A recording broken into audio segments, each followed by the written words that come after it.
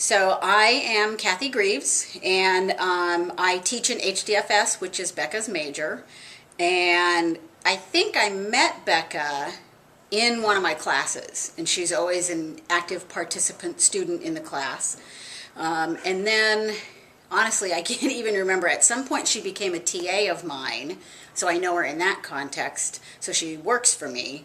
And she was also an RA in the building that I was living in, so I know her in multiple ways.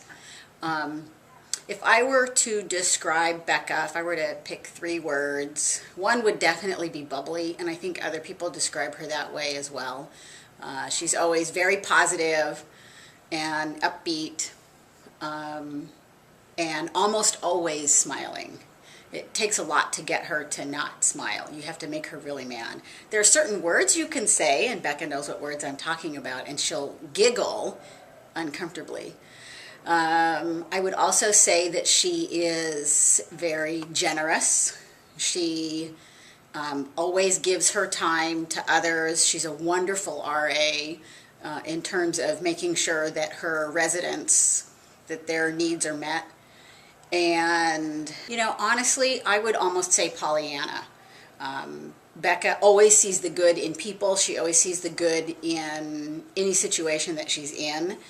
And I think her being able to go to Africa and do the work that she wants to do will not only benefit the people there, but it will also benefit Becca, which I'm sure that's the last thing on her mind is, I want to go to Africa so it'll look good on my resume, or I want to go to Africa so I'll get all these great skills.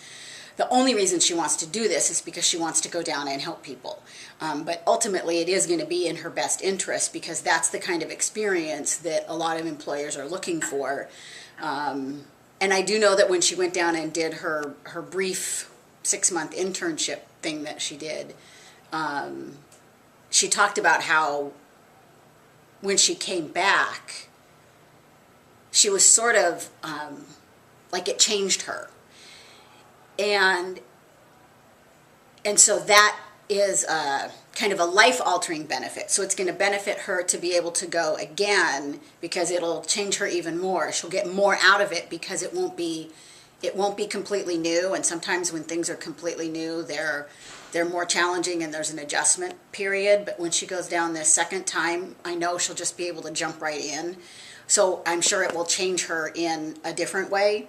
And then when she comes back, the benefit from a long-term occupational standpoint is it will be so great for her to be able to use what she learned and the experiences that she had down in Africa to do other things in other nonprofits here in the United States. Or she could go back to Africa again, or she could go to another country again.